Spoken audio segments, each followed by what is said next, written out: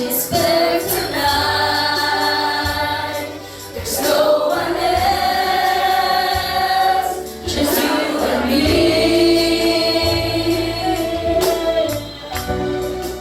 When the curtains close behind, there's no pretense. I'm on my knees. We will lay down our life. I will lay down my life.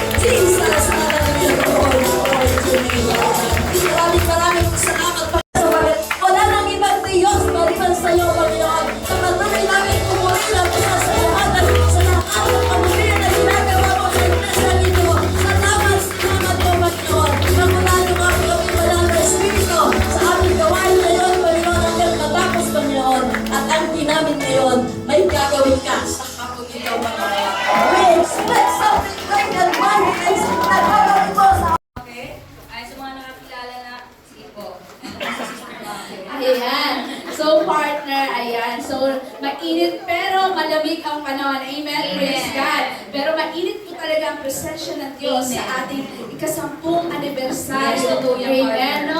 Partner. Kaya ngayon, syempre may mainit din na magbabalita. Hindi po. Okay. Opening. Okay, bubuksan. Although bukas na po siya kanina, ngayon may may opening remarks po syempre po. Kung tatapos na po tayo yun. Okay? Mag-opening remarks po. Syempre, ang walang iba, ang butiking asawang pastor po, no, na si Tita Helen Yumang at napakasipag na lingkod ng Diyos. Amen!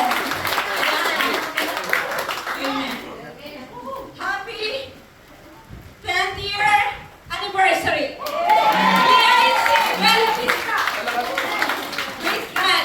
Rito ang Panginoon. Isang dekadang pagpapala. Ayan. Every time po na magkakaroon tayo ng ganitong okasyon, lalo sa anniversary, palagi po nilulukbang yung kabutihan ng Lord. Dahil marami po tayong pinagdaanan, ups and downs dito sa iglesyang ito. But still, ang Diyos natin ay mabuti. Dahil sabi po ng kanyang salita, pero hindi po ako magsasermon. Sabi po niya, "For the Lord is good, His mercy endures forever, and His faithfulness to all generations. Your mercy is great above the heavens.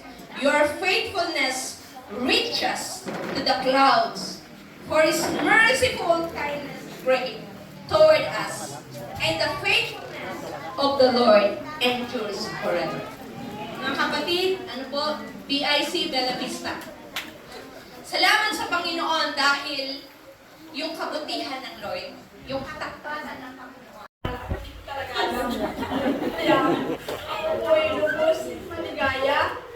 Lalo na nakita ko si Pastor na nakatayo na. Kasi yung talagang aming panalangin na Pastor ay bigyan ng kalakasan.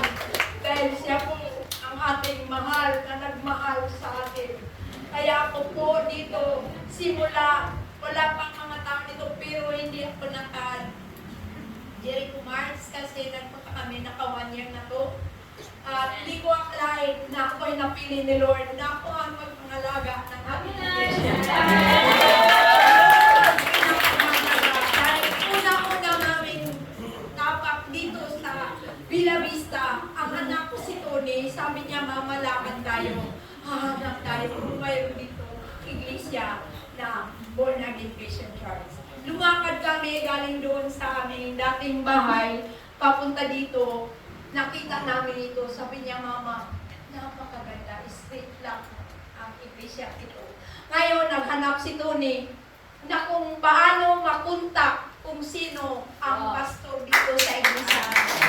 May nagturo sa amin yung mga pioneer dito, wala na sila ngayon, nasa Cotabato na sila.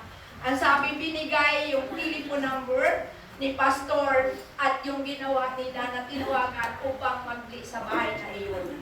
At hindi ko akalain na makita ko si Willie lang kasama nun. Wala si JJ. Sabi ko, ito pala ang nangalaga ng lupa dito sa Minista. Ito pala si Pastor Omer. Wapo at maganda.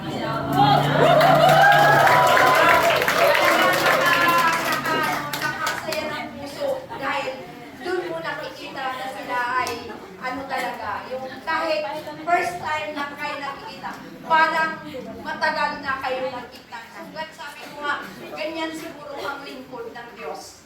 Diba? Kasi, diba, pag hindi lingkod ng Diyos, hindi ganon ikaw ka-welcome din sa kanila at hindi ganon silang magsalita na kung anong maganda na ibibigay nila doon sa kanilang pinupuntahan. Diba? O, kaya ako po, lubos nagpapasalamat talaga. Si Prince, yung drummer na aking apo, grade 3 pa lang dito na kami sa iglesia ito. Diba? O ngayon, siya ay grade 11 na at dati siya ay tatakbo-takbo pala katulad ng mga bata. Doon, nag-aaral pa lang sa Bible.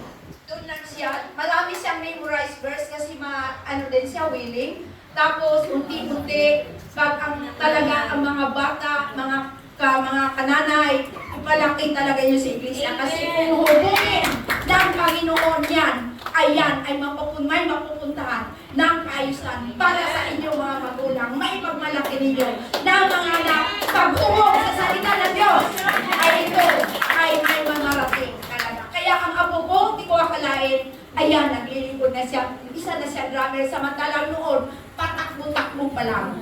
O diba? Kaya mahalaga talaga ang ating mga anak, lalo na sa panahon ito, na hugugin ng salita ng Diyos. Kaya mga magulang, kayo nandito, huwag kayong ipagkait.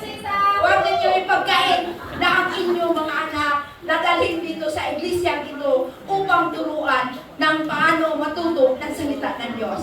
Dahil yun ang mahalaga sa atin. Dahil mahalaga ang kayamanan, ang mahalaga ang salita ng ating Panginoon. At siya talaga ang nakapagbigay sa atin ng kaayusan sa ating buhay. Diba? Example yung narinig ko kay Aga Mula. Si Amalia Puitis, isang militarya, maraming mga pera, pero nung nakaratay, na siya wala daw magagawa ang pera, kundi dapat lang pala ibuhos mo habang ika'y buhay sa Diyos. Yun ang sabi niya. Dahil sabi niya, kahit ikaw may 100 lang, masaya ka, basta may Diyos ka sa buhay mo. Dahil yun ang anong pangalaman talaga ako noon, baguhan pa lang ako dito, na ako ay hindi ganong katapat na magsalita. Ako ay inubog ni Pastor. Si Pastor, kahit sumasagot ako, lumanay pa rin. Pinangaralan ako, matanda na ako ha, ang nangaral sa akin bata. Dahil siya ay lingkod ng Panginoon, siya ay aking pinakinggan. At ito ako ngayon. Iba-iba na ang pananita, iba-iba na ang ugali. Dahil sa ating mahal na Pastor, na nagmamahal sa kanyang tupa, na matuto kung ano talaga ang salita ng Diyos. Kaya maraming salamat. Mahalin natin ang iglesia ito dahil ito ang mahalaga para sa lahat. Kaya maraming salamat. Ay, napatuturo. Ayan po, si Nanay Tony. Ayan, so ikat ko muna yan. Meron pa tayong dalawang magte-testimony regarding sa... At alam ko, naku-curious kayo bakit ganun ang mga sinasabi ni Nanay Rosita. Na-curious yun ba yung iba? No? So, ngayon po, is babalikan po natin, magpaliktanaw tayo kung bakit ganun yung naging memories po ni Nanay Rosita sa Victory in Christ, Bella Vista, way back 9 years ago or 10 years ago. Okay po.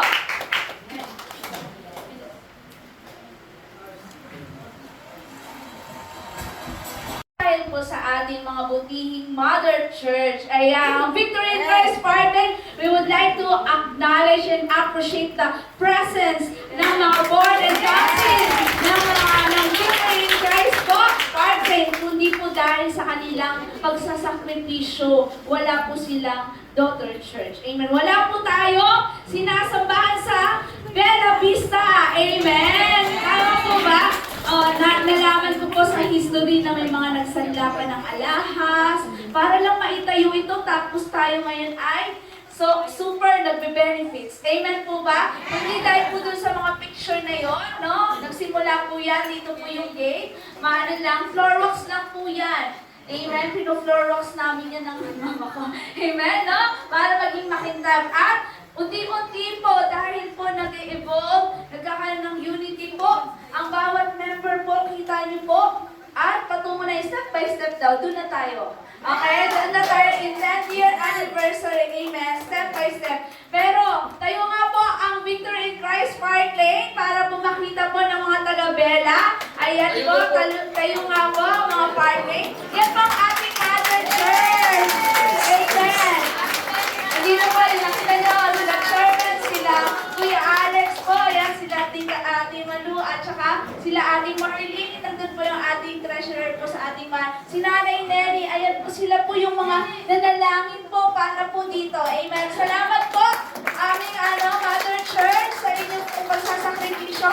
10 taon na po ang inyong pong anak. Ayan, na pagpapalaki. Salamat po sa pagluwal.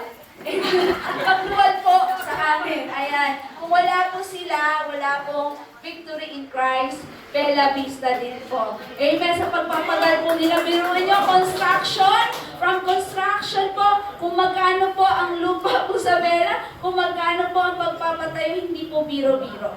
Amen po. At ngayon po, maganda po ang ating church na po. At gaganda pa po. Amen po. Salamat po, aming Mother Church. Ayan. No? So, kaya ganun po magsalita si Nanay Rosita. Amen po ba? At ngayon po, tatawagan ko naman din po. Ayan. Ang isa pa rin po, pioneering po. Dito po. Oo, na hindi rin niya alam, partner. Mabibigla ba siya? Mabibigla at mabibigla. Okay, kasi ito yung Ayan. matira, matatag. Yes. Amen. No, matatag sa pananampalataya po sa Panginoon. Amen po. Kilala kaya nila? Kilala ko, ninang ko. Aninang mo? O, marami pa pas na partner. Ayan, pinapakilala ko. Walang iba. Hindi na rin po ito. Sister Emma Likwana! Yes! Ang aming chairwoman. Tayo, no, 10 taon na tayong magkakasama dito. 10 taon na rin na simula na yung naabutan mo, ano yung mga memorable mo or hindi mo makakalimutan sa Victory in Christ? Yan din 10 years. Amen! God is good! All the time! Puri ng Diyos, bago po magpasalamat ako sa Panginoon, bago rin po ako napunta dito. Sa totoo lang, ayaw ko po dito. Nung una po ang napasyal dito, sabi kasi kumuha ng bahay, sabi ko, ang layo-layo naman, pwede naman ako sa Manila eh. Pero alam niyo po, nanalangin ako, sabi ko, Lord, saan mo ako datanin? Dapat magkalayo doon. Nagbigay po ako ng sa Panginoon, yung parang yung vision kay God. Lord, gusto ko doon, pero kung bibigyan mo ako ng isang pastor na lalago ako at gagamitin mo ako, papayag ako. Pero kung sa pakiramdam ko na wala naman, huwag na lang ako pumunta doon. Huwag na lang ako pumunta doon, Lord, sabi ko. So, sa madalit salita po sa talaga siguro pupunta ako dito at hindi ayaw na ng anak ko, but talagang niloob ulit na kumuha kami dito, kaya napunta ako dito. Praise the Lord. Alam niyo po mga kapatid, hindi ko po maubos maisip na ako mananatili po dito hanggang ngayon. At God is so good dahil po sa buhay din po ginamit ang buhay ni Pastor Homer. At nung ako po nagsisimula na po na mag-attend po dito, una parang naiilan ako kasi sa totoo lang po, konti lang po dito yung nag-attend doon. Minsan nagpe-prayer meeting kami, minsan 5, 6 noon.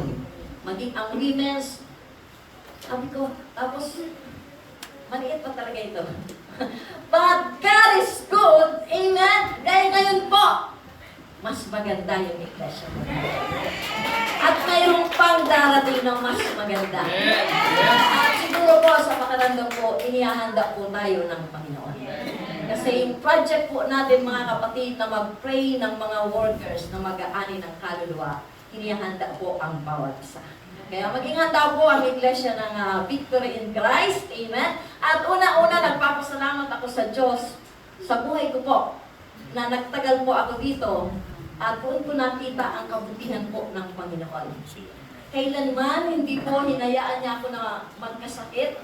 Ang ministry ko po, mga kapatid, na nagtagal hanggang ngayon.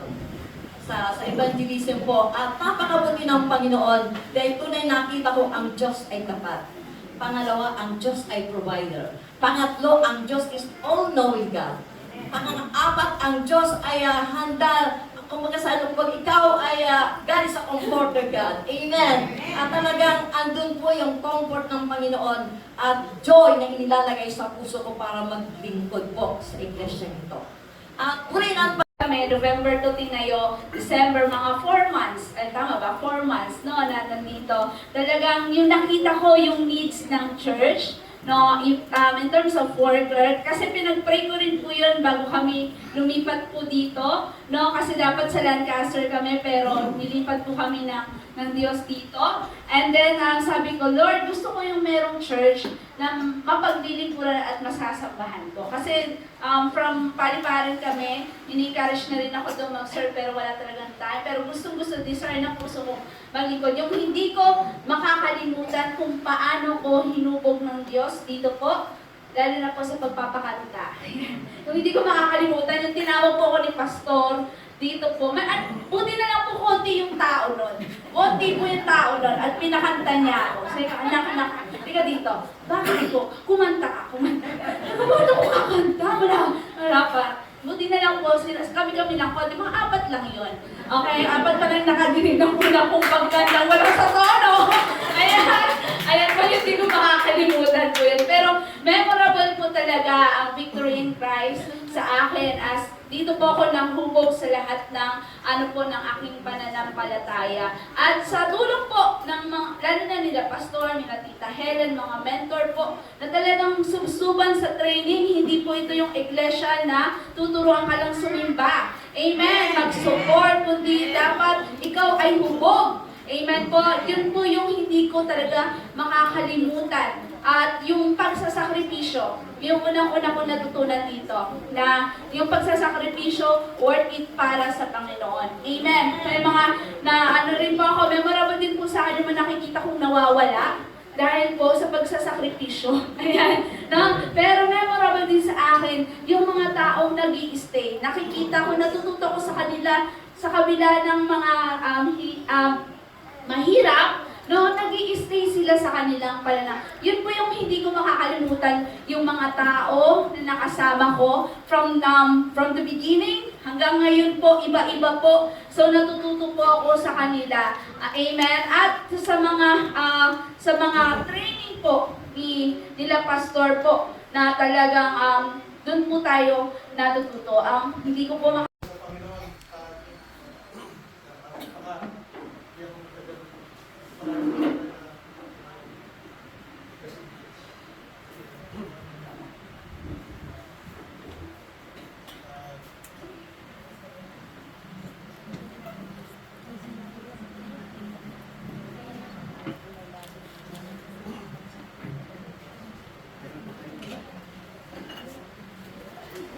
become useful sa kanyang ministry. Amen. Hindi po tayo napunta dito para lang po bless ng Panginoon. Tayo po'y pinili niya para po tayo maging useful sa ministry ng Panginoon. Amen po ba? Ako po ay nagpapasalamat sa Panginoon again. After 3 months po na ako po ay nagbakasyon. Ito po, medyo pagaling na po. Isang buwan pa po siguro ay wala na ako po. At salamat sa Panginoon. Sige po, ito pong pagdamutan at should I say this? Saluhan. Pagsaluhan ang salita po ng Diyos. Ayan, ibasa na po.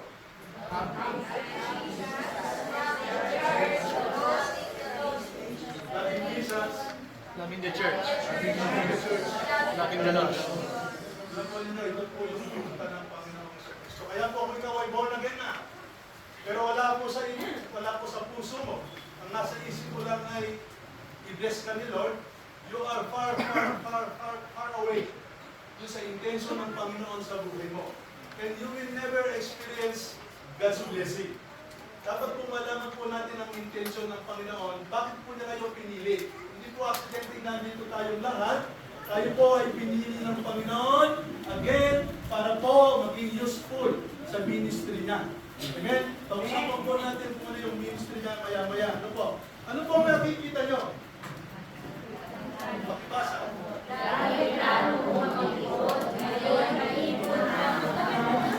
Tumanda na po, lalaki po ang nagsasalita dito. Sabi niya sa asawa niya, dati ang plano mong mag-ipon.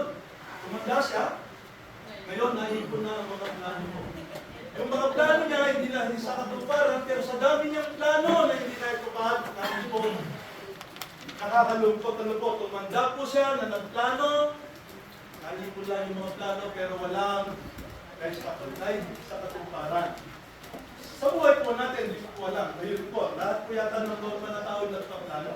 Sa personal, ngayong born again ka na, Siyempre po, walang born again na hindi nagplano, na hindi maglingkod sa Diyos.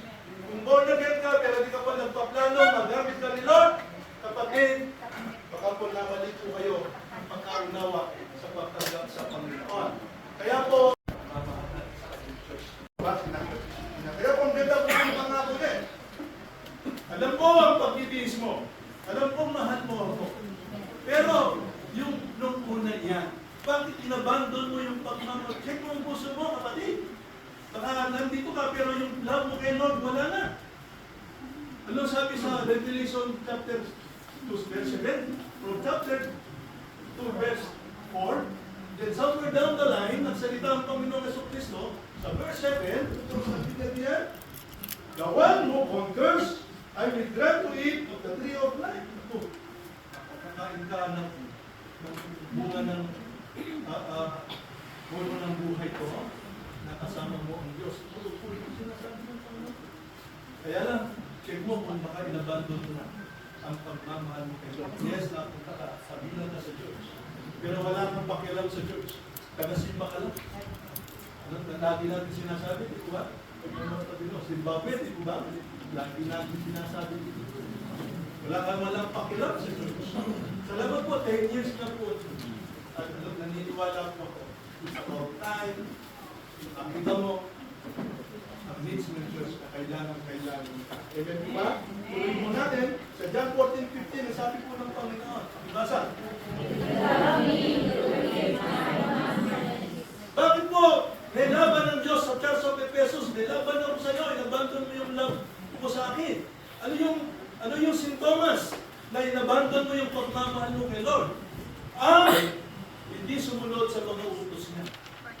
Ang hindi sumusunod sa mga utos niya ay sintomas na inabandon mo ang pagmamahal mo sa Kanya. Napunta ka sa church, yung pagmamahal mo lang sa sarili mo, yung pangangailangan mo lang, wala kang pakialam sa church. He who loves me will be loved by my Father, and I will love him and manifest myself to him. Ang linaw po. Ang linaw po ng sinasabi ng Panginoon. Yung nagmamahal sa akin, sinusunod ang mga utos ko. Ang linaw po yan. At ang mga nagmamahal sa akin ay mamahalin ng aking Ama. At mamahalin ko sila at ipapakita ko magmamanifest ang sarili ko. Mamanifest ko sa sarili ko. Yun po. Yun po yung makakapunta ka lang. Pagdan po, sa buhay ko, imagine ko yung puno ng buhay ko na lugar ng paradiso. Pero alam po nito, dami hindi alam ang relasyon. Po ng 10th year, ayan, sa pagdiriwang po ng ating 10th year anniversary.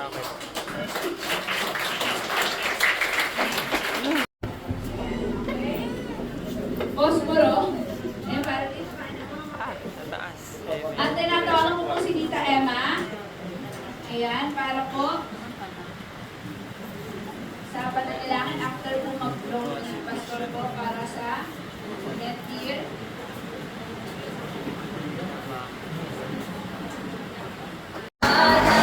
Isang dekadang katapatan, isang dekadang kabutihan, isang dekadang katahukayan, isang dekadang pagpapala, isang dekadang katapatan, isang dekadang kabutihan, isang dekadang katagumpayan.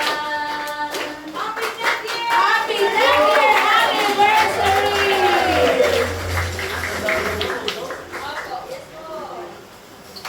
Thank you, Lord. Alright, okay, siguro ay JJ, sama ka na rin dito. Ipag-pray po natin si Pastor at ang kanyang pamilya. I-ano na rin natin si Bilen na wala lang po si Bilen sa presence. Ayan, sige po. I-extend po natin ang ating mga kamay. Aming Diyos ng sa langit, Diyos kami Ama ngayon na nagpapasalamat sa aming 10th anniversary na kung saan sinamahan mo po kami hanggang sa mga sandaling ito, Panginoon. Panginoon. Maraming pong salamat, isang pa, itinataas po namin sa iyo ang aming pastor, ang Pastor Helen, si Brother JJ, and Brother William, Panginoon. Itinataas po namin sa inyo ang pamilya Panginoon, lalo na Ama sa buhay po ni Pastor Homer. Lord, at dalangin po namin ang kompletong kalusugan sa kanya, Panginoon, kagalingan sa kanyang pisikal na katawan, Panginoon. Magamit ang buhay niya mightily sa iyong kaharian, Panginoon. Kasuhan, Panginoon. Kaya bless mo po ang buhay niya, Panginoon. Patuloy, Lord God, ang kalusugan. Patuloy po namin idinadalangin sa kanya, Panginoon. Lord, salamat. Maging Panginoon sa buhay din po ni Mr. Helen. Patuloy, Lord. Bless mo rin ang kanyang buhay. Lord God, ang suporta sa kanyang asawa, Panginoon. Maging Panginoon sa iglesia na ginagamit mo rin siya mightily, Panginoon. Dalangin po namin ang patuloy, O Diyos, na mightily, Panginoon, sa iyong abusan. Hayaan mo po na ang buhay nila ay patuloy na magamit sa iyong harian, Panginoon, at patuloy maging pagpapala sa mga tao na wala pong magkakilanlan sa iyo. Kung saan, Panginoon, ang aming team, O Lord God, ay tunay na mahalin ka, mahalin ang iglesia, mahalin yung mga nawawala, Panginoon. Hayaan mo po maging buhay din po sa kanilang mga puso, Lord, ang mga salita mo. Maging, Panginoon, sa po ng mga Lord God, kapatiran mo, Panginoon. Salamat po, maging sa buhay ni Paul, Brother JJ, na ginagamit ngayon sa music, O Lord. Dalangin po namin patuloy na malagay sa puso niya, Lord, ang burden, Panginoon, sa music, na magamit siya mightily, Panginoon, upang, Lord God, sa pangunguna ng aming pananambahan, Lord God, mapapulinan ka namin. Panginoon, salamat. I-bless mo po ang kanyang buhay, Panginoon. Maging sa kanya, Lord God, ang mga plano, Lord God, samahan niyo siya, pangunahan. Ito ayon sa iyong kalooban mo, Panginoon, mapagyari ang kalooban mo. Lord, salamat. Maging si Brother William, Panginoon, maging sa kanyang pagtatrabaho, samahan niyo po siya. At kung ano man po, mga plano sa kanyang buhay, mangyari ang nais mo sa kanyang buhay, Panginoon. Higit sa lahat at ikaw ang mapapulihan, Panginoon. Salamat po sa kabuuan po ng aming panalangin sa pamilya po ni Pastor Homer, Lord God. Patuloy na i-bless po sila, Panginoon, at patuloy na magamit sila mightily sa iyong kabasan, Panginoon. And we speak forth, Lord, blessing upon them, Lord God, favor upon favor pagkalo mo sa kanila. And victory upon victory, Panginoon, Lord God. Hanggang, Panginoon, sa ikay dumating, Panginoon, mananatili silang, Lord God, naglilingkod sa iyo, Panginoon, Lord God. Salamat po sa kanilang mga buhay, ang iyong gabay din pag-iingat sa kanila. Wherever they are, Lord, ang iyong gabay, Panginoon, pagkalog mo sa kanila. Salamat po, Panginoon, sa hapon ito, Panginoon, kayo po ang patuloy na magpala, pagpakamhayag po sa kanila, and let the joy. I will sing forever of your love. I'm down, my hands to heaven, shout your praises loud. I was lost in darkness when you brought me out. I will sing forever of your love. I'm down. I will sing forever of your love. I'm down, my hands to heaven, shout your praises loud. I was lost in darkness when you brought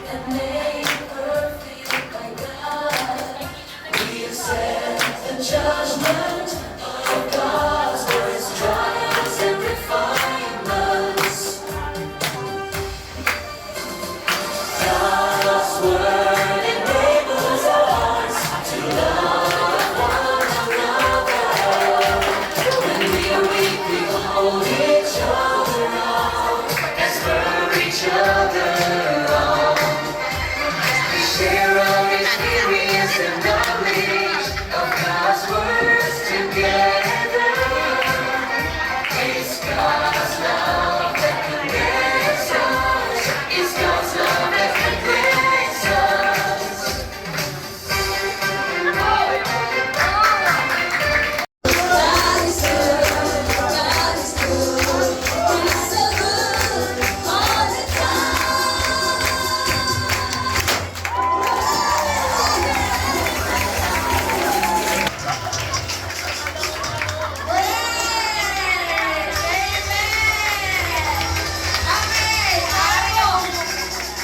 Ayan, marami kang inisip.